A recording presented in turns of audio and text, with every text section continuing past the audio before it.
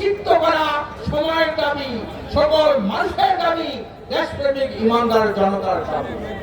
সংগ্রামী ভাই আমার, কালকে যখন যমুনার সামনে দেশপ্রেমিক ফেসিবাদ বিরোধী ভাইরা যখন একত্রিত হলেন, বিশ্বের চরমায় ছিলেন, তখন বগুড়া থেকে উনি রাত 1টার সময় বললেন, যে যেখানে আছে, যে অবস্থা আছে, সবাই আপনারা সেখানে সংহতি জানাবেন, সবাই সেখানে উপস্থিত হবেন। আজকে আমি স্টেজে বসে 4বার উনি রিং দিয়েছেন। উনি 2 জন উপদেষ্টার সাথে কথা বলেছেন।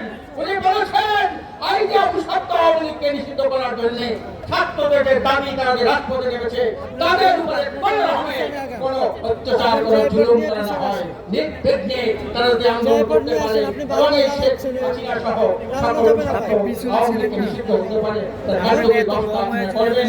যদি আপনারা না করেন, দেশে একটা অবরোধ হাসিনাকে রাস্তায় প্রশ্রয় দিয়েছে, তাদের একই পরিণত হবে। আমি জানতে চাই, আজকে ডক্টর ইউনূস সাহেব আপনি একজন আইকনিক লিডার, বলবার আইকনিক লিডার। আপনার আমলে এই ফ্যাসিস্ট, স্বৈরাচার, খনি, মানবতাবিরোধী অপরাধী 650 জন লোক কিভাবে পালিয়ে গেল, এই হাসিনাকে কিভাবে হেলিকপ্টারে করে বাংলাদেশের হেলিকপ্টারে করে ভারতের পাচার করলো, আপনার কাছে কিন্তু আমরা জানতে চাই। আপনি যত ভালো নেতা হন না কেন, এই দেশের জনগণ কিন্তু সজাগ আছে, আপনাকেও কিন্তু ছাড় দেবে না। আপনি উপর যা কিছু ভালো বলেন, ভিতরে ভিতরে আপনি আপনার সত্য ছায়ায় কেমন করে দুষ্ট ছাত্রদের থেকে পালিয়েছেন। এনসিপি 2 জন যারা বৈশ্বিক ছাত্র আন্দোলন করেছে, এখনো তাদের 2 জন উপদেষ্টার ভিতরে আছেন। আপনারা কি করেন ওখানে বসে? আপনারা কি করেন? আপনাদের আমলে, আপনারা ক্ষমতায় থাকাকালে, আপনাদের আমলে আওয়ামী ফ্যাসিস্টরা কিভাবে পালিয়ে যায়, এখনো প্রত্যেকটা মন্ত্রণালয়ে, প্রত্যেকটা সেক্টরে আওয়ামী ফ্যাসিস্টরা ঘাপটি মেরে বসে আছে। আজকের এই ঘাপটি মেরে আওয়ামী ফ্যাসিস্টরা বসে থাকলে কখনোই নির্বাচন সুষ্ঠু হবে না।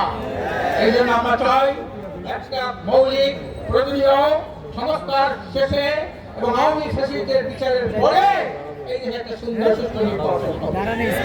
আজকে যারা নির্বাচন পাগল হয়ে গেছে, আমরা 53 বছর নির্বাচন দেখেছি।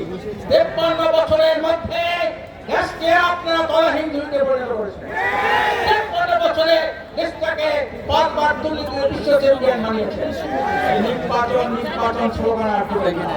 আমরা সংস্কার চাই, আমরা আমাদের বিচার চাই, তারপরে নির্বাচন চাই। আমরা আগে স্থানীয় নির্বাচন চাই, তারপরে জাতীয় সংসদ নির্বাচন চাই। আসুন আমরা আওয়ামী লীগ দিন এই ষড়যন্ত্র বন্ধ না হবে এবং আওয়ামী লীগের দোষরা বিভিন্ন ঘাটতি মারে বসে আছে। মীর জাফর তো বেশি হওয়া লাগে না, মীর জাফর একজন হলেই তো হয়। আজকের বাংলাদেশে যতই দেশপ্রেমিক চাই না কেন, মীর জাফররা কিন্তু বিভিন্ন জায়গায় ঘাটতি মেরে বসা।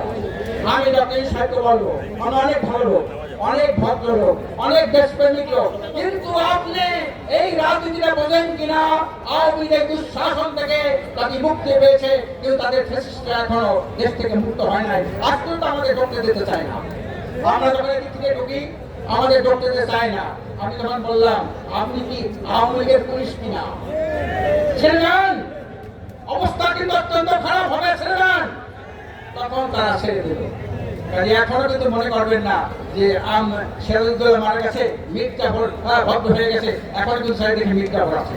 সংগ্রামী ভাইরা আমার, যতদিন এই আন্দোলন, যতদিন হাসিনার পতন না হয় এবং তাদের দৃষ্টান্ত শাস্তি ব্যবস্থা না হয়, ততদিন এই আন্দোলন চলবে। আমি ইসলামী আন্দোলন সহ সকল ইসলামী দল, দেশপ্রেমিক দলকে আহ্বান জানাবো, আসুন আমরা সর্বশক্তি দিয়ে এই ফ্যাসিস্ট হাসিনার চিরতরে কবর রচনা করি। দেশটাকে দুঃশাসন, দুর্নীতি, দুঃশাসন, সন্ত্রাস মুক্ত একটি শক্তি সমৃদ্ধ কল্যাণ রাষ্ট্র প্রতিষ্ঠা করি। আমার তৌফিক ইল্লা বিল্লাহ।